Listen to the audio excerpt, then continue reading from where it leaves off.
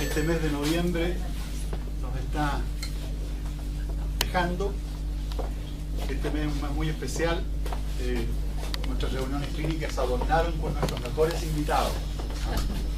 Y hoy estamos con la guinda de la torta.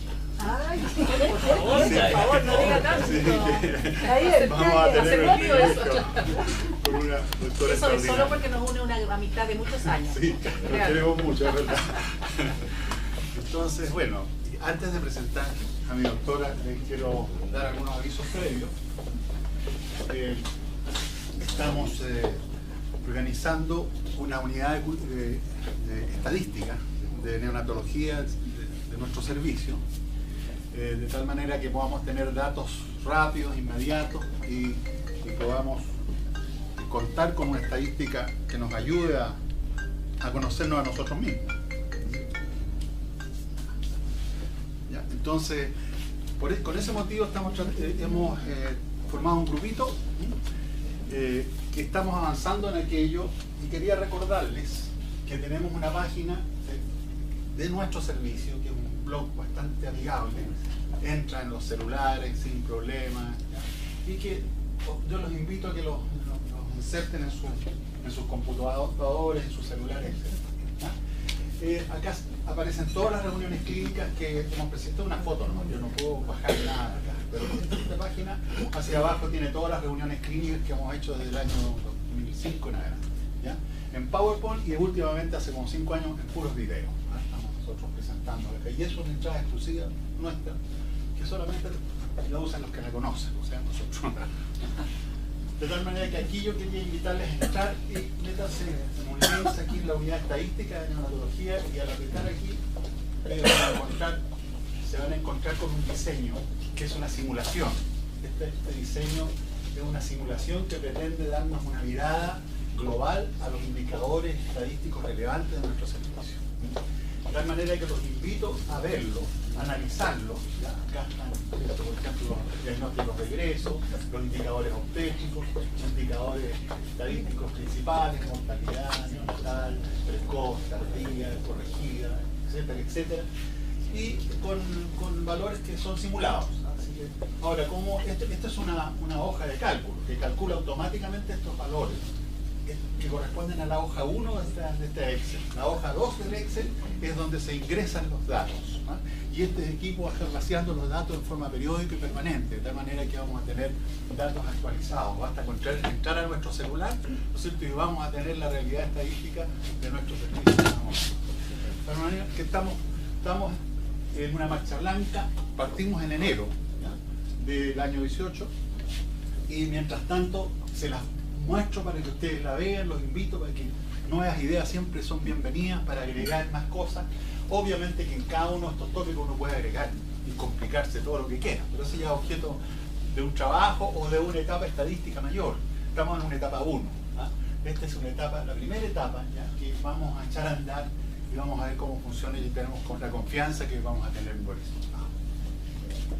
Bueno, nuestras reuniones han llegado a su término. La doctora Marcela Milat está con nosotros por fin, y nos va a acompañar hoy día. Ya nos han acompañado el doctor José Luis Tapia, Patricia Mena, Enrique Pitaluga y el día la doctora Patricia Milán. Este es un módulo de encuentro neonatal metropolitano sur, ¿ya?, que está respaldado con la presencia del doctor Espiridón, que siempre nos ha acompañado con sus médicos, ¿ya?, y también venía la doctora Vera, que debe haber tenido algún problema por ahí, ¿no? De tal manera que quería presentarle a mi doctora. Ella es jefa de servicio de neonatología de la Clínica Santa María, una neonatóloga destacada del servicio de neonatología del Hospital Sotero del Río en la época de oro del Hospital Sotero del Río. De ahí salieron grandes estrellas como ella. Miembro del Comité de Nutrición de la rama de neonatología del año 2015 al 2017, de la directiva de la rama del 2013 al 2015, autora de numerosos artículos publicados en prestigiosas revistas nacionales e internacionales, con recomendaciones relevantes para nosotros, como la de nutrición intrahospitalaria prematuro, que está vigente, que apareció en la revista chilena de pediatría el año pasado, y las recomendaciones de la curva de crecimiento de Alarcón Pitaluga, que son las que usamos todos nosotros, ¿no es cierto?, y que perteneció a ella, publicó un trabajo con un grupo que de la rama de neonatología que recomendó estas curvas de crecimiento en forma oficial del año 2010. Probióticos en recién nacidos y otros tantos artículos. Me invitaba como docente y expositora a numerosos eventos neonatales, nacionales e internacionales, en mérito de su experiencia. Y actualmente he invitado a docente al curso online de nutrición, neonatal en desarrollo, que presentó la doctora Mena en las reuniones anteriores, aquí lo avisó, digamos, que es un curso que ya está en desarrollo. Así que puedo hablar mucho más, mucho más. La diapositiva se me hace chica, de tal manera que yo lo único que hago es darte la bienvenida, Marcela, muchas gracias por tu tiempo y te dejo con dueña del auditorio. Doctor, por favor. Muchas gracias por tan bonita presentación, ser halagada. No creo que sea todo cierto. Lo merece, se lo merece. Bueno, un agrado estar acá. Me tocó preparar algunas conferencias para este curso este curso neonatal de nutrición online. Así que compilé algunas de las cosas que preparé en esas reuniones y por eso está el logo de la Sociedad Chilena de Pediatría.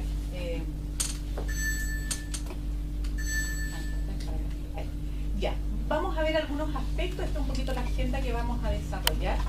Y quiero partir, preparando la reunión me topé con este artículo que está publicado en el Neo Review del 2017 y les quiero contar algunas cosas que son más bien de fisiología gastrointestinal, que a mí me parecen interesantes en términos de por qué, fundamentalmente lo estoy pensando en responder, por qué en algunos niños de repente decidimos que vamos a usar bolo o vamos a usar gastro y cuáles son los pros y los inconvenientes fundamentalmente con estas políticas, ¿no? O sea, no da lo mismo, no es lo mismo y fisiológicamente pareciera que no es lo mismo. Ahora, estos son estudios más bien fisiológicos y por lo tanto la repercusión clínica es más difícil de establecer.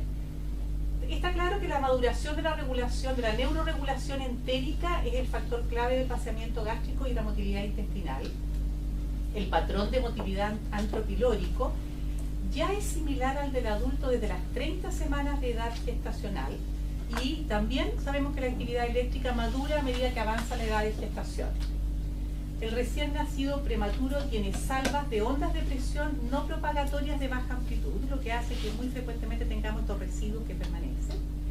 Y lo que sí está estudiado y está claro que este patrón se modifica y madura si la alimentación enteral se inicia desde el primer día sin relación a la edad gestacional. ¿Ya? Alrededor de los 10 días puede alcanzar un buen patrón de maduración. Entonces la alimentación precoz tiene mucha indicación en términos de favorecer la maduración también. ¿Qué pasa con los flujos en estudios de Doppler y Mears en arteria mesentérica superior? El flujo aumenta post-alimentación, alcanza un pic como a los 45 minutos y vuelve a los niveles preprandiales en 3 horas. A mayores flujos se sabe que hay menor intolerancia. Hay estudios también en niños adecuados y menores de 32 semanas en alimentación con bolo y alimentación enteral en 3 horas y hay mayor oxigenación mesentérica y menor extracción de oxígeno en los adecuados que en los PET. ¿No es cierto? El PET sigue siendo un grupo para nosotros bien conflictivo en términos de la alimentación, como ya lo vamos a ver. Y sería mucho más fisiológico el flujo mesentérico en una alimentación en bolo más que en continuo. ¿Ya? Una cosa que hay que mantener en mente en el concepto de qué indico. La administración de leche en forma precoz estimula estructural y funcionalmente la maduración del intestino del recién nacido de pretérmino. Se produce un aumento postnatal de péptidos tróficos, gastrina, péptido 2-tipo-glutagón, el GIF, y también los estudios fisiológicos indican que la alimentación en bolo, por su mayor carga por unidad de tiempo al intestino, tiene mayor efecto en la estimulación de los péptidos, que también es un elemento a considerar si nosotros decidimos qué tipo de alimentación vamos a aportar. Independiente del mecanismo, la alimentación intermitente es ventajosa en apoyar el crecimiento intestinal y la maduración de la actividad enzimática. Entonces, aquí también está el concepto que aunque yo indique alimentación continua, debo tratar de dar un lapso de tiempo sin alimentación. ¿Ya? O sea, minimizo el efecto de, como vamos a ver, de algunos factores que pueden ser no tan positivos. No voy a complicar con esta diapositiva, solo les quiero mostrar, si bien aquí el N es pequeño, la actividad inmadura es lo que está marcado en rojo, la indeterminada es la amarilla y la madura es la azul, y claramente a medida que avanza la edad de gestación mejora todo lo que es el proceso madurativo. ¿Qué pasa con la función paracrina gastrointestinal y el anabolismo? Entonces, sabemos que la alimentación provoca estos aumentos de los niveles plasmáticos de hormonas, crecimiento intestinal y pancreático, con aumento de la motilidad y los niveles de insulina. Y aquí de nuevo, los estudios fisiológicos dicen que la alimentación continua suprime esta respuesta cíclica de la insulina y mantiene niveles de insulina constante más altos que los niveles basales preprandiales, pero que serían menos efectivos. Similar respuesta se da con los aminoácidos de cadena ramificada, que tienen relación con crecimiento rápido de tejido y síntesis proteica muscular. La respuesta sería menor con enteral continuo que con bono. O sea, nuevamente tenemos el concepto entonces de que los ciclos hormonales, la liberación de péptidos activos es mucho más fisiológica con alimentación en bolo que la alimentación continua. Pero usamos mucha alimentación continua. ¿Y cuáles son las bases?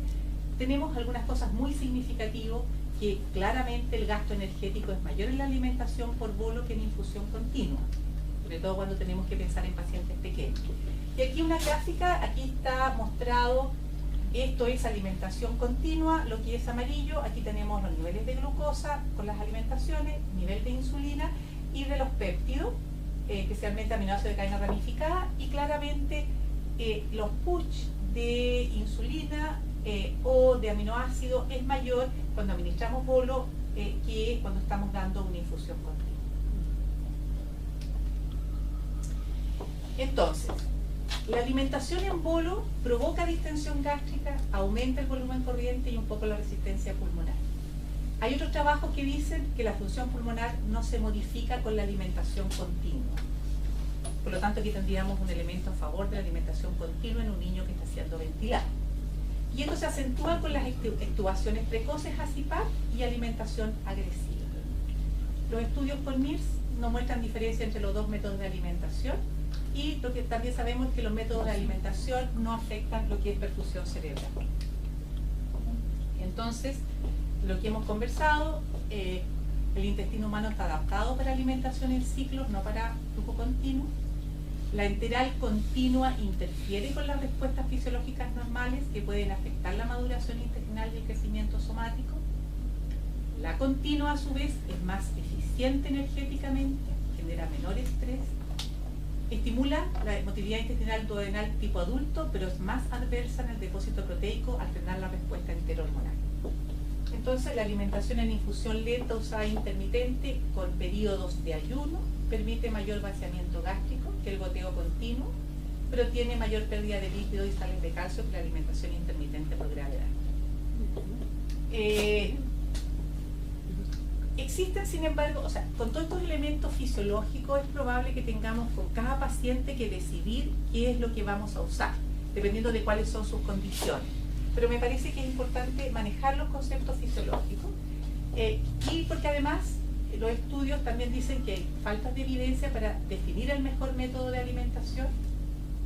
Los métodos de ventilación no invasiva sabemos que aumentan la intolerancia alimentaria. La intolerancia nos lleva a usar más infusión continua y se asume que la menor distensión por la infusión continua provocará menos reflujo, menos apnea y bradicardia, mejor tolerancia, alcanzará más precoz el aporte enteral completo. Sin embargo, las evidencias hasta el momento no son tan claras. ¿Ya? Y finalmente las prácticas alimentarias se dan por costumbres locales y experiencia clínica. Estos son los primeros conceptos que les quería dar, que hay muchas cosas fisiológicas, pero que todavía no tenemos una respuesta clara de decir todos por acá, todos por allá. Probablemente vamos a tener que elegir de acuerdo a las condiciones de cada paciente.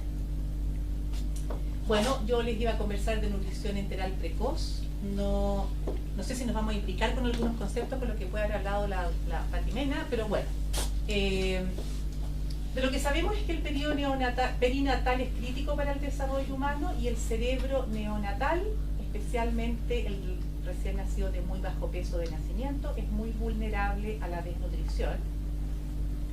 Y la nutrición enteral es de primera importancia en el crecimiento y el desarrollo del tubo digestivo, ¿no es cierto? Vamos a lograr que un niño no tenga una desnutrición precoz, es la mezcla de parenteral-enteral, ¿verdad? Pero la enteral nos va a favorecer fundamentalmente lo que es el desarrollo intestinal. Entonces la alimentación enteral precoz debe promoverse cuanto antes por nacimiento para favorecer maduración gastrointestinal, crecimiento y desarrollo funcional del intestino. Establecidos estos conceptos, lo que sí está claramente demostrado en numerosos trabajos hace mucho tiempo, los nutrientes aumentan la secreción de péptidos, madura el patrón de actividad motora, que se correlaciona con mejor tolerancia alimentaria, la estimulación gástrica y la transpilórica produce respuesta motora con volúmenes tan bajos como 4 cc por kilo y fórmula aún con la mitad, un tercio de la concentración. El efecto sobre la función inmune, aumentando la actividad bactericida contra el estáfilo, reduce la permeabilidad e incrementa la actividad de lactasa a los 10 días, y sabemos que la lactasa es un indicador de madurez intestinal y su incremento se asocia a mayor tolerancia intestinal. ¿Ya? Todos los fundamentos. Entonces nuestro objetivo con la nutrición enteral es alcanzar un crecimiento postnatal similar al crecimiento fetal, lograr resultados adecuados en el desarrollo a largo plazo y que el periodo perinatal es una ventana crítica en el cual la desnutrición puede generar un efecto permanente a lo largo de la vida, especialmente en el cerebro en desarrollo. Imagino que este es un concepto que todos manejamos, que la desnutrición precoz nos afecta en el desarrollo neurológico a futuro. Existe correlación entonces entre nutrición postnatal deficiente, la restricción de crecimiento postnatal y los resultados adversos en el desarrollo. Y aquí están todos los factores que hemos nombrado.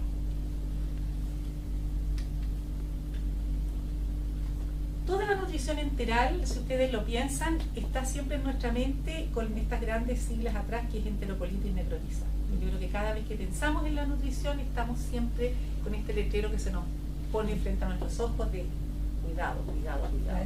Y eso nos hace ser súper precavidos, muy cautelosos y con un montón de pensiones que muchas veces nos afectan a la larga en nuestra alimentación. La alimentación trófica, que fue muy importante hace muchos años atrás, es el concepto de una alimentación enteral mínima, con volúmenes mínimos, incluso menos que 24 ml por kilo, y las conductas han ido variando con el tiempo. Hemos vivido, muchos de los que están acá, nos ha tocado vivir la experiencia de trófica, volúmenes muy pequeños mantenidos hasta 7 días, avances posteriores, o sea, hemos ocupado todas las situaciones de alimentación trófica. No usar alimentación trófica, sino que indicar y continuar cuáles son las diferencias en esto en el muy bajo peso y al extremo bajo peso. ¿Qué es lo que tenemos hoy en día? Solo traje esto como para recordar. Este es un trabajo del 2000, en que en ese tiempo, que ya nos parece tan antiguo, este es un estudio de niños en ventilación mecánica y nutrición parenteral. Y este grupo de estudio, este trabajo, el grupo de estudio era desde los 3 días, se hacía un aporte de 12 a 24 ml por día hasta el término de la ventilación, o sea, una trófica hasta el término de la ventilación, y el grupo control no se le daba nada de alimentación hasta que se retiraba del ventilador. Estos son los inicios de la alimentación. Y bueno, claramente se empezó a ver que los niños alimentados tenían menor incidencia de sepsis, menor incidencia de signos inflamatorios, y que claramente una buena aporte nutricional mejoraba los días de ventilación mecánica, de oxígeno y de hospitalización. Estos son los inicios de estas estimulaciones tróficas. Tenemos este estudio del Cochrane del año 2013, en que se analizaron cerca de 1000 participantes. También aquí estamos hablando de alimentación un poco trófica o inicio de alimentación relativamente precoz, inicio antes de los 4 días, mayor de 5 días. Y Cochrane, este metaanálisis, tenía pocos niños menores de 28 semanas o menores de 1000, pero claramente se vio que el inicio menor de 4 días no aumentaba la incidencia de enterocolitis, nuestro gran dilema. No hay mayor incidencia de enterocolitis en el inicio retrasado versus el precoz, y en los niños con restricción del crecimiento tampoco. ¿Ya? Entonces, avanzando en términos de la alimentación, les quiero mostrar este estudio de alimentación trófica, corta o extendida, publicado en este año, en niños prematuros extremos. Ya les conté que el Cochrane analizaba a pocos niños que eran menores de 1000, menores de 28. Este es un estudio. Y yo no sé si se acuerdan también de aquel trabajo que decía que el uso de trófica por tiempo prolongado, hasta 7 días, tenía menor incidencia de enterocolitis y que durante muchos años estuvimos empantanados ahí sin hacer aumentos. ¿Ya? Bueno, este trabajo, niños menores de 1000, 192 pacientes alcanzaron alimentación enteral completa, 65 el grupo enteral trófico corto y largo el doble de los pacientes. Y aquí les quiero mostrar, si bien es cierto que cuando uno analiza el trabajo tiene que los dos grupos no eran exactamente iguales, esto es un estudio observacional, o sea, los niños se fueron asignando a medida que ingresaban. El grupo trófico largo eran niños de menor tamaño, de menor peso, menor edad gestacional, tenían un porcentaje mayor de P. ¿Ya? Y en los dos grupos se inició la alimentación trófica mediana al segundo día, con un porcentaje muy significativo de leche materna. Yo me imagino que es un estándar que hoy día también maneja súper bien la importancia de la leche materna y la prevención de enterocolitis. En este trabajo entonces tenemos que mientras el grupo trófico corto, el periodo de alimentación de poco volumen fue 2-3 días, en el trófico largo desde los 6 días, hasta los 6 días estuvo en la alimentación trófica. En este estudio no hubo diferencias en enterocolitis, mortalidad o la combinación de muerte y enterocolitis. Y tuvo menor estadía hospitalaria. Pero quiero volver a recalcar que los grupos no eran exactamente homogéneos, pero sí podemos decir que el trófico corto no aumentó la incidencia de enterocolitis. Entonces tenemos que el estímulo enteral precoz nos permite alcanzar un enteral total en menor tiempo, los efectos de menor duración de nutrición parenteral, menor peristalsia, ganancia de peso igual o mayor, hospitalización igual o menor y no aumenta el riesgo de enterocolitis.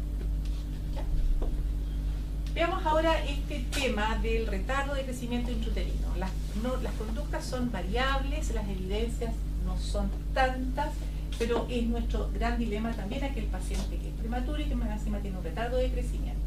Me pareció este trabajo muy interesante, del 2012. Este es un estudio colaborativo multicéntrico inglés. Recopiló 402 casos y se estudiaron todos los niños menores de 34 semanas que tenían que tener como requisito retardo y doble fetal alterado. ¿Ya?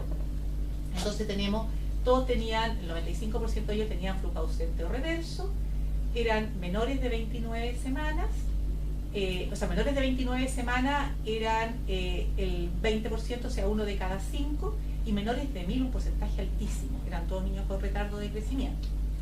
Y en este trabajo también se vio que no hay un aumento de enterocolitis en el grupo que hace inicio de enteral precoz con retardo de crecimiento intrauterino y con Doppler alterado. O sea, pareciera que el inicio, al menos en este trabajo, en algunas evidencias, entre 36 y 48 horas pareciera razonable. Yo creo que es la práctica que hacemos habitualmente todos. Perfecto. Y esto es... Sí, por supuesto. Estos son los números de niños que tienen enterocolitis del grupo total 18 de los 100. Sí, el grupo exacto. O sea, dentro de todo igual la enterocolitis es relativamente significativa como del grupo total. Sí, sí. Y si yo te muestro, o sea, te he hecho varios trabajos, llama la atención porque son realmente centros grandes. Yo diría que 10%, 12% no es infrecuente de estos trabajos. Recalcando la importancia de lo que significa ser PEC, Sí, es claro. un grupo definitivamente especial. Sí. No, claro, y de hecho, con Doppler alterado. Sí, tenemos, claro, y igual no es que estemos siendo, o sea, a diferencia del adecuado, que muchas veces decimos ojalá a las 8 horas esté con algo de leche, con la vía tú, o sea, aquí estamos dando de 36 a 48 horas, o sea, estamos dando tiempo que en general son nuestras prácticas, ¿no? Rara vez ese niño testable empezamos después de ese tiempo. Marcela, ¿y esta es leche de fórmula? No, tenemos muchos trabajos con leche materna y leche donada. Exactamente no me atrevo a decirte, no me acuerdo, pero la mayoría de los trabajos actuales ya te voy a mostrar tienen leche materna y marca una diferencia significativa con estos resultados. Ya lo vamos a ver. Porque el problema más grande nuestro es ese, Sí. falta leche materna. Sí.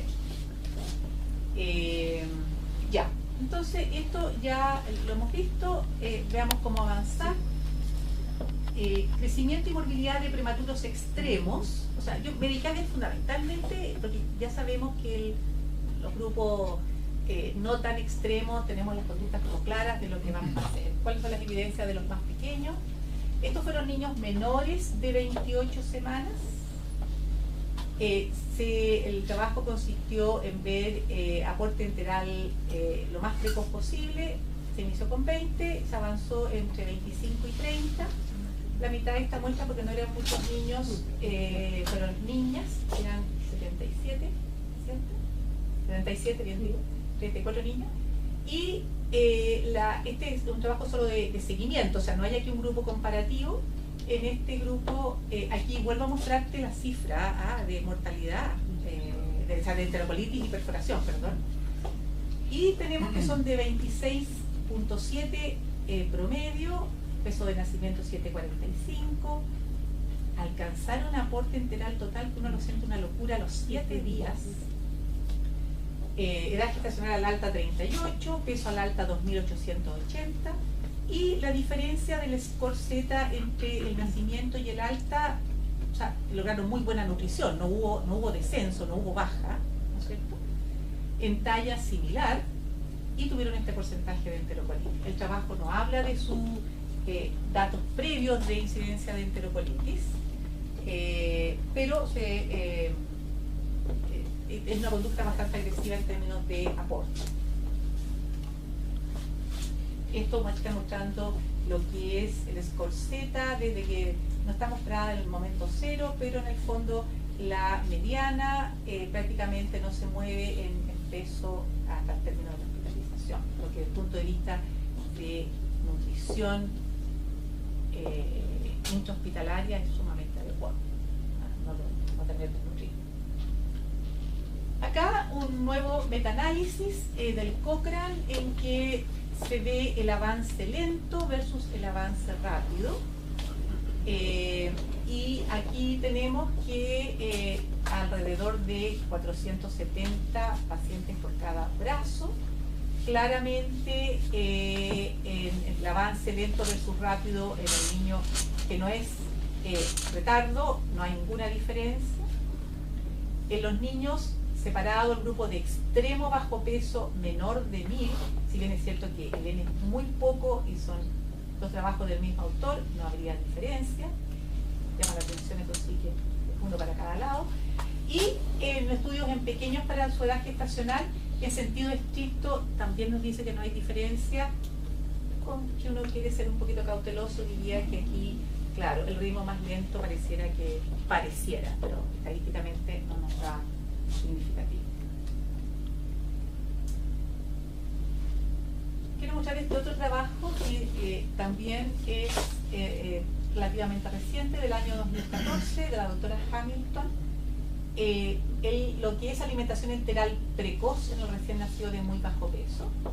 Siempre en este concepto que mientras más precoz iniciemos, tenemos que mayor es la recuperación, o sea, menor es la atrofia o compromiso intestinal, menos nos va a costar introducir alimentación enteral completa, y por lo tanto nuestro objetivo es dar nutrición enteral precoz.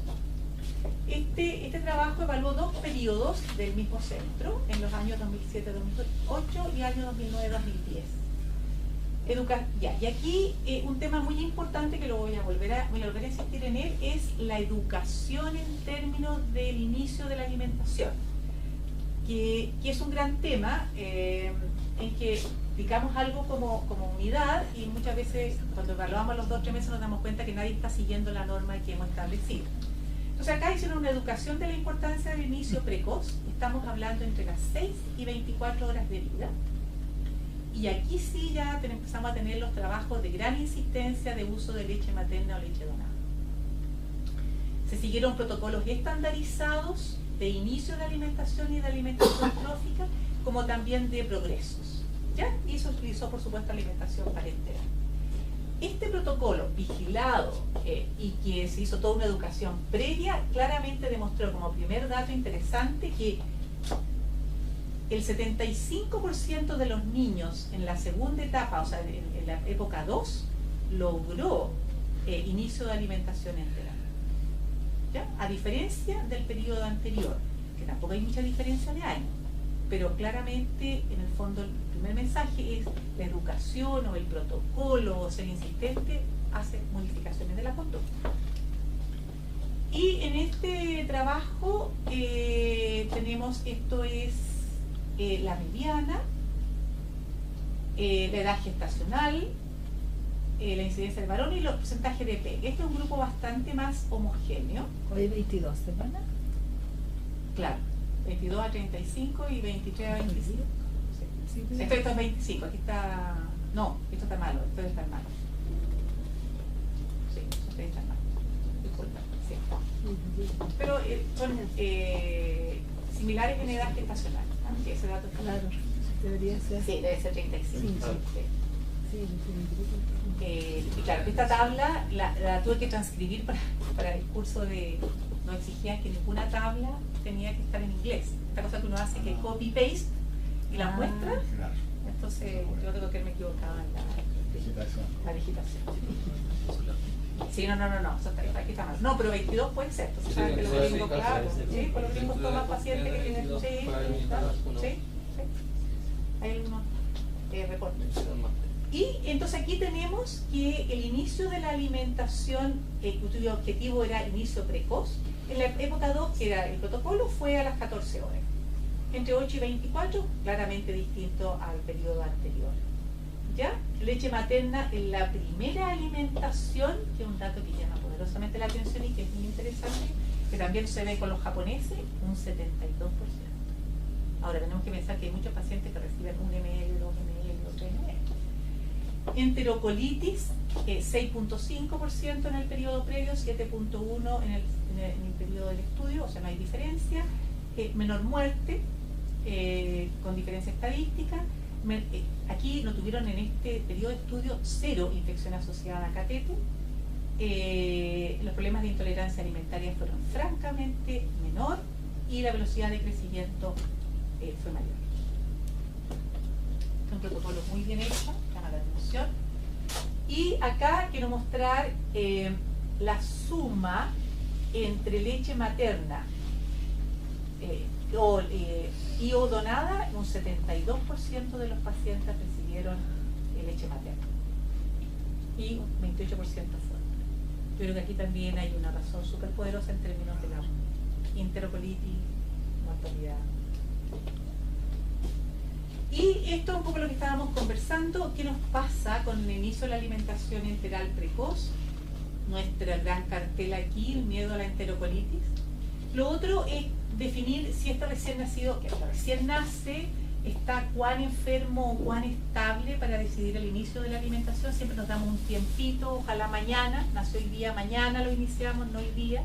El otro día lo evaluamos y decimos, a lo mejor en la tardecita, ¿ya? O sea, nos pasa, ¿sí o no? Nos pasa siempre. Estamos siempre pensando, ya. La variación de las prácticas, o sea, el equipo decide que vamos, a nosotros nos pasa, decimos, vamos a iniciar, no, pero no es tal que nos olvidó, a que no nos pase tanto tiempo, ya. No sentimos urgencia de alimentar precoz. Nos pasa mucho con enfermería, en que se sienten súper responsables, entonces de repente les pasa que aspiran un poco de residuo y entonces doctor, no, mire, el residuo está feo, y dice ya suspenda. Y uno se queda con la suspensión y no indica el resto del día y pasa otro día más y de nuevo estamos con régimen seco. Interrupción frecuente de la alimentación mínima. El gran tema, disponibilidad de leche materna. No sé si a ustedes les pasa, pero nosotros de repente colocamos leche materna exclusiva. Y por supuesto que la leche materna no llega hasta por el cuarto día. Y estamos ahí empantanados 2 o 3 días con cero alimentación porque no hay leche materna. No familiarizado con algoritmo. Entonces nos pasa que estamos todos claros que el aporte enteral mínimo es bueno, pero tenemos todo esto en factor. y que por supuesto que en la suma de todos esos factores finalmente no hay alimentación. Muy breve esto, les quiero mostrar, cada vez más están apareciendo en la literatura estos protocolos, aquí se llama de hecho identificando barreras para aporte enteral mínimo en recién nacidos de muy bajo peso. Y este es un protocolo de este centro, publicado en el año 2016, ¿qué es lo que hacen? Claramente establecen, iniciamos en las primeras 12 horas, ¿cuáles son excepto? Por favor miren los exceptos, son pacientes graves, hipergraves. No es excepción, distrés respiratorio, un gas de cordón que fue mayor de 7, profilaxis con indometacina, dopamina menor de 5, no es excepción, y por supuesto leche materna, leche donada y fórmula de prematuro en la secuencia, sería lo otro. ¿Ya? Hay la transfusión de glóbulos rojos también es de mayor de 35. Como ahora se dice que no Sí, o sea, no es excepción. Si tú tuviste que transfundir un niño, porque lo vaya a operar, por ejemplo. claro, no, Ya. pero estoy pensando, esto es inicio, ¿ah? Estamos en el fondo, Bien. el aporte mínimo en un recién nacido que recién nace. Las primeras 2 horas de vida. Claro, estamos hablando de primeras 12 horas de vida. O sea, nada de, o sea, estos son los exceptos. Todo el resto no es cierto. Bueno, y aquí dan toda la cosa. Ya. Y lo otro que les quería mostrar, no vamos a revisar el protocolo, hay muchos que dicen no mida residuos, y eso es lo que se está viendo, que se aparece mucho en las publicaciones. No mida residuos. ¿Cuándo tiene que evaluar residuos? Si tiene. Este trabajo al menos dice distensión abdominal, vómito, cambio de color del abdomen, deterioro clínico, recto rayo. Uno siente que son como los signos hiper, pero en el fondo es que nosotros estamos en el otro extremo, estamos demasiado cautelosos probablemente. Bueno, este trabajo claramente demuestra que con el cambio de norma lograron aporte de alimentación enteral mucho antes que lo hacían en el periodo previo. Entonces, los problemas de nutrición del menor de 1500, los menores de 1500 presentan significativa falla de crecimiento postnatal. A menudo se dan de alta bajo el percentil 10 de las curvas de referencia. Nos pasa con frecuencia que el menor de 30 semanas puede tener déficit de hasta 400 kilocalorías en la primera semana. Y lo que habíamos comentado al principio, que una pobre velocidad de crecimiento precoz se asocia con pobre neurodesarrollo. Y planteamos de que las variaciones en el inicio y avance en la nutrición enteral y parenteral tienen gran importancia en esta referencia. Nosotros tenemos una meta.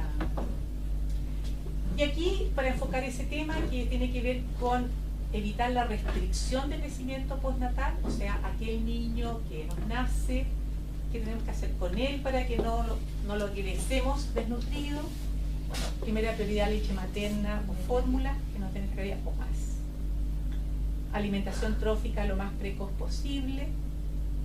La mantención va a depender de cada una de las unidades. Incremento de 20 ml por kilo día no provoca, según los trabajos, no hay mayor incidencia de enterocolitis. Y aquí está el otro concepto que nos hemos ido bajando en la fortificación. Yo creo que este trabajo de la alta pediátrica es del otro péndulo. Nosotros estamos fortificando a los 50 ml por kilo. 50 ml por kilo de alimentación enteral ya estamos fortificando. No estamos esperando los 100, sobre todo en el menor de 1000. Aquí lo hacen a volúmenes menores.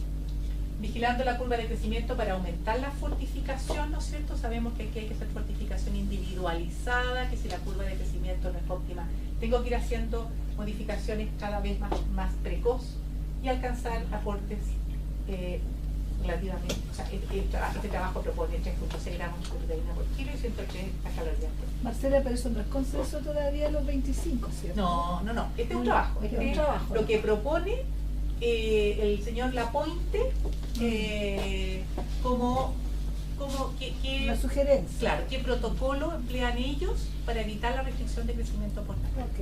Eso es lo que pasa. ¿Usted está fortificando los 50 por kilo o a los 100? 50. Los 50. Y estamos siendo bien proactivos en incrementar la fortificación, si es que no nos cambia bien. Ya. Evaluación de tolerancia por enfermeras previo a la cada alimentación, y no se realizaron en este trabajo las siguientes evaluaciones: sangre oculta, medición y evaluación de residuos, medición de la circunferencia abdominal. no se consideró relevante el tiempo de eliminación de meconio para inicio o progreso en la alimentación. El otro concepto, ¿no es cierto?, que también manejamos, ¿verdad? Que no hay que esperar que el niño presente deposición. Y entonces este grupo también trabajó una cohorte antes del protocolo, la cohorte post protocolo, 153 y 118 niños, edades comparables, peso de nacimiento alrededor de 1995 en ambos grupos. Este fue un poquito menor la cohorte del grupo 2, que dio diferencias significativas. El porcentaje de P fue el mismo y el Z-score al nacer fue similar, ¿no es cierto? Eran levemente bajos, o sea, cercano al menos. ¿Y qué pasó con ellos? Tenemos que el tiempo de la primera alimentación, e incluso aquí fue un poquito después, en horas. Leche materna, por favor miren esta cifra. 84%. Alcanzaron a los 14 días 120 ml por kilo. Fortificaron a los 57 cc por kilo. Días de nutrición parenteral 22. Total de calorías al día 14, 113. Enterocolitis, lo que les comentaba, 10%, bajo. Y enterocolitis quirúrgica 3%. ¿Y esa leche materna era su propia madre y donada? Leche de propia madre y donada. Bancos de leche. Y la edad gestacional al alta fue cercano a 38, sin diferencia, mayor peso, mejor talla. Y el cambio del score Z claramente distinto a lo que tenían antes. O sea, aquí prácticamente no hay diferencias. Y el score de talla también mejoró, siendo significativo incluso, y también el score de circunferencia del cráneo. O sea, claramente hay diferencia en términos de exactamente lo que ellos habían planificado, era evitar la restricción de crecimiento postnatal. Entonces, el inicio de alimentación enteral trófica precoz el primer día si es posible, privilegiar leche materna. No hay ninguna evidencia de que mantener sin aumentar disminuya el riesgo de enterocolitis. Aún con RCIU y Doppler fetal alterado, iniciar a las 48 horas no aumenta el riesgo. Avance rápido tampoco aumentaría el riesgo y puede ser útil establecer protocolos de manejo innumerables veces que suspendemos la alimentación.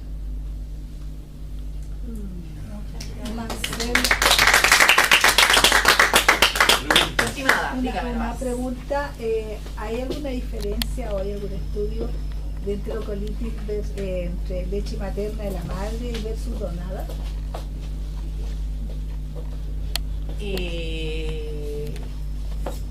No, o sea... Hablo con la parte sí, seguro, hay diferencias, pero no tengo en mi mente así un trabajo que yo te pueda decir claramente...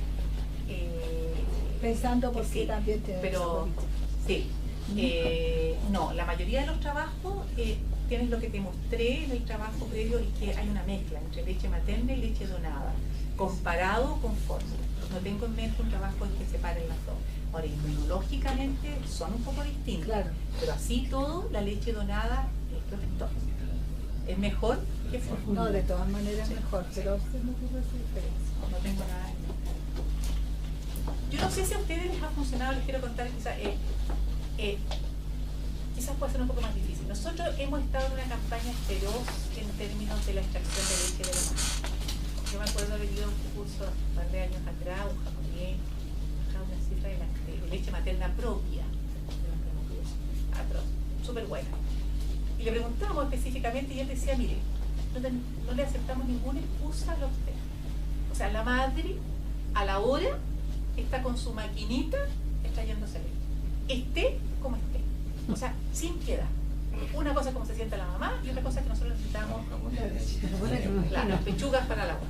O sea, y tenía una cifra de leche materna propia altísima. Bueno, en este predicamento nosotros tenemos todo un protocolo. La matrona que recibe la guagua del prematuro tiene que salir a la pieza de la mamá. Inicialmente era a las 3 horas, y a las 3 horas partíamos con la maquinita que le extraía leche a la mamá, y iba un técnico cada 3 horas a sacar la leche. Mira, hemos tenido mejores resultados que lo que teníamos antes. Este año modificamos el protocolo y lo hacemos a la hora. A la hora. En este predicamento de que la lactancia materna, ojalá a la hora alguien, o sea, haya... y la verdad es que no, nuestras madres no son japonesas, nuestras gente no son japonesas. Nos ha ido mejor, tenemos más leche materna, indudablemente, pero estamos lejos todavía de alcanzar un volumen satisfactorio en las primeras alimentaciones. O sea, así que anecdóticamente alguna madre que le haya alcanzado solo leche de su propia madre. ¿Disponen de leche donada? O sea, podríamos disponer, pero hoy en día tienes que tener toda la infraestructura de la pasteurización y de la... Sí, no sé si han escuchado ustedes las charlas de la Mati, pero uno mira Sí. las mil cosas que hay. No, es extraordinario lo que están haciendo y además, o sea, todos los protocolos, yo digo, yo no me haría cargo del pan con leche. Es del terror. O sea, cualquier cosa que te pase con la leche es un temazo. Así que, ahora, piensa que en lugares de Francia ocupa leche cruda. Cruda. Cosa que uno no le recomienda a ninguna mamá. O sea, que la amiga, la hermana le quiere dar leche a la guagua. Uno le dice, uno ve cara, no corazón. Uno ve corazón, uno ve cara y Mientras no le pase un VIH por ahí, ¿no? Sí, algo me ibas a preguntar. Sí, una pregunta. En la última diapositiva entiendo, se sigue hablando de que el doble alterado, ¿no es cierto?, las 48 leyes de alimentación. Y por ahí uno escucha, lee, ¿no es cierto?, que hay gente que está iniciando antes la alimentación. Sí. Hay algo respecto a eso. Esa es la primera. Y lo segundo, O sea, yo creo que en eso, si tú tienes leche materna, yo lo iniciaría antes, pensando en RSIU con doble de alterado. Sí, sí, sí. O sea, no es el RSIU que no tienes nada más, que no aparentemente no hubo un doble de alterado. Ese grupo de pacientes. Nosotros usamos eso, no tenemos nada cuantificado. Obviamente hay distintos tipos de doble alterado, o sea, no se puede autórico ausente, reverso, lo que sea. Entonces, ahí uno tiene que objetivar qué tipo de doble alterado tiene la guagua. Y segundo, si la guagua nació relativamente bien, está en buenas condiciones, hoy en día uno puede medir en el fondo con el flujo mesentérico. Y eso nos pasó, creo que la semana pasada, o sea, 2 semanas una guagua que no tenía flujo mesentérico, no tenía cero. Nosotros alterado, no lo alimentamos, de hecho la guagua hizo nuestra colitis y se murió, digamos, Sin que sin hubiera recibir una gota de alimentación. En cambio el paciente 6 de ahora, por ejemplo, tenía un doble alterado, pero ya sé, ya sabemos que tiene un flujo mesentérico, pero sobrado de la niña. Bueno, yo, puede recibir sí, eso te puede ayudar a objetivar. yo creo sí o sí que es lo súper importante lo que tú dices, o sea, en la medida de poder, claro, ir haciendo prácticas que puedas ir evaluando con algunos elementos que te permitan objetivar mejor cada paciente, sobre todo este paciente también. Yo creo que el medir tope, o sea, el flujo mesentérico es súper importante en algunas características. Si uno pudiera hacerlo. No, porque este plan es muy simple. O sea, de hecho también te mencionó NIRS en algunos Sí. casos. Si uno lo tiene también, Claro. tenéis NIRS que está bueno, y tenéis el flujo mesentérico objetivado por la eco que está bueno, y la Sí. está bien. Ahora a nosotros nos ha pasado que el NIR sí. Nos ha pasado que el NIRS mesentérico, que cuando estamos haciendo el paciente que está, no lo estamos haciendo para iniciar la alimentación, pero el paciente que está crítico, el NIRS mesentérico es súper errático, no nos da. O sea, a lo mejor específicamente si yo quiero ver el flujo mesentérico y me da una buena curva, digo ok. Pero en medición de niños que están críticos, no nos ha dado buenos resultados. Ahora tenemos poca experiencia todavía. Sí, lo que pasa Yo es que- coincido contigo que no nos ha Bueno, el sido. doctor Nayar hizo una presentación aquí en la Xochitl sobre NIRS y cuando se le preguntó qué pasa con la medición de NIRS en mesentérico, dijo que es absolutamente improbable porque uno no sabe lo que está midiendo, si está midiendo mesentérico o está midiendo otra cosa. Entonces, Lo que pasa es que es donde, como cuando lo tuvimos aquí de prueba, lo que pasa es y que el cerebro, y es más. No, o sea, el cerebro no es tan fácil, pero para mesentérico lo estaban poniendo en la parte del abdomen, en la parte anterior. Y eso obviamente tiene mucho otro flujo involucrado. En cambio, yo hice la observación al tecnólogo que estaba ahí, que realmente se podría poner en el fondo por la parte posterior. Y ahí probablemente uno tenga acceso más fácil, porque la aorta es un vaso más bien que está pegado a la columna. Claro. Y de ahí sale el vaso del tronco ciliaco que estaría mesentérico. Entonces, habría que probar si ese es que con ese esquema, ponerlo entonces un poquito más lejos de la parte renal, ahí uno puede tener una mejor señal. Pero eso hay que probar. Y cuando queda hospitalizado el niño, ¿tienen este sistema de extracción allá o ya de la casa? ¿Cómo lo están haciendo ahí? Sí, nosotros. ¿Las dos cosas? Sí, nosotros Con los tenemos coolers. usamos leche de su propia madre, como digo, empezamos precozmente y somos muy insistentes. Y a la madre cuando nos ocupamos las lactinas nosotros, cuando la madre empieza a salirle flujo, usamos máquina eléctrica. Y cuando la madre se va, le hacemos todo el instructivo y la madre trae desde su propia casa. Y andado bien. Sí, ningún problema todos los días. Nosotros no mantenemos, o sea, ella tiene que ir trayendo las para 24 horas o 36 máximo. Y si quiere traerse en la unidad también, no tenemos ningún problema. ¿Y usan el sulpilán en la mamá como para ayuda? Mira, es que todos los trabajos no avalan mucho el uso de medicación. Yo no sé si el sulpilán es un buen medicamento para relajar. Nosotros de rutina no lo usamos. Hay un par de matronas que hacen clínica de lactancia y usan todas estas pócimas naturales. Bueno, lo que hacemos cuando realmente queremos fomentar, estamos usando mucho más Magidol, pero no inicialmente. O sea, y la idea es que inicialmente para desencadenar el mecanismo hormonal tenéis que extraer. No hay medicamentos. Claro, los trabajos que son bastante antiguos hablaban de que cuando tú logras una mejoría con domperidona, entre 12 y 15% de las madres que responden. No todas las madres responden. ¿No Y es por problemático eso que- con las alteraciones cardíacas la domperidona? Pero no, o sea, es mejor que el sulpilán, no menos los trabajos. O sea, nosotros no indicamos de rutina. No indicamos de rutina. Le dejamos a la matrona que le indique la ¿no, gotita. Juan Pablo? ¿La domperidona? No. Cisapría. Pero teóricamente la usamos cualquier casi todos los fármacos, la eritromicina también, en el fondo. Pero no solo, que yo sepa, no se habla por ti. Se hacía más cuando lo usaban en los chicos para el reflujo. Es decir, que hay una mayor sensibilidad en términos de riesgo, en términos de los lactantes. Muy Pero no para la madre. Muy cortito. Definitivamente ustedes en su centro no están midiendo residuos. Sí. No, sí, te mostré los trabajos. Ya. En un cambio se puede. Te mostré los trabajos. No, nosotros medimos, pero estamos con toda esta campaña de que si el residuo no es vidrioso oscuro y con indicación precisa, si usted tiene duda, muéstreselo al doctor. Si el residuo no es ni vidrioso oscuro ni sanguinolento, usted devuelva ese contenido y le agrega lo que le falta. Independiente del volumen, que antes decían con un 50% de residuo, ya mejor suspender. Independiente del volumen. Ahora, si tiene duda y esto se lo repite, el residente tiene que hacer una evaluación del abdomen y esa agua. Pero tratamos de no suspender. O sea, la indicación de el que suspendió, al día siguiente se le pregunta ¿y por qué lo mantuvo? O sea, somos bien proactivos en ese sentido. Solo sencillo, un cuestionamiento en relación a la aspiración. Porque en esto de que las sondas se pegan a las paredes, el estómago se aspiran, siempre puede salir algún residuo sanguinolento y con eso se suspende la alimentación. Entonces, tú vas la guagua al día siguiente, no tiene, se ha suspendido por 12. Por eso que en general la mayoría de los trabajos dicen usted palpe el abdomen.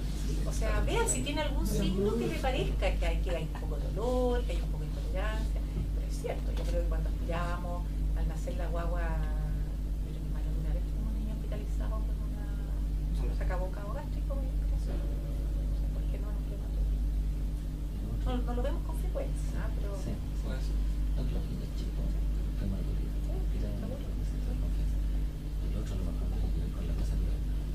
Se ha discutido alguna estrategia como para mejorar el aporte proteico de los niños que están restringidos en volumen, porque el aporte energético ya, ¿cierto? No tiene herramientas como para retarse. Pero para mejorar el aporte proteico, estoy pensando en los cardiópatas que están restringidos, ¿alguna estrategia como poder hacerlo? Sí, bueno, nosotros estamos usando, creo que el Pati Lampa se refirió a la norma que hicimos, bueno, estamos usando esto de medir semana a semana cómo va el crecimiento y estamos fortificando, dependiendo de cuál sea tu fortificación, al 4, al 5, al 6 aumentamos y también a veces estamos agregando, proteínas o MCT, o sea, dependiendo del paciente. Y estamos tratando de usar en los cardiópatas cuando no está solo exclusivo con leche materna, estas fórmulas que tienen un cc, una caloría. O sea, hay varias como medidas que uno puede usar para aumentar el aporte proteico además del calórico. ¿Ah? Pero básicamente la gran limitante en el prematuro es el aporte de proteína más que de calorías. Por lo tanto hay que dar proteínas y calorías. Si solo aumento de IMST no voy a lograr un buen crecimiento. Hoy ha sido un placer. Muchas gracias, con ustedes. doctora. Ha sido un regalo para nosotros la presencia de la doctora Milagro. Gracias por estar y como muestra de nuestra gratitud queremos expresarle nuestro reconocimiento con nuestro modelo especial. El puérpero de 9 meses. La foto. Muchas foto, gracias. La foto. Por favor, sin lente. Permiso. Se coló. A don José. No, muchas gracias por haber venido, feliz. Encantada. Muchas gracias. Muy bien. También. No, Agradezco gracias a su ti. presencia. Ya. Me llevo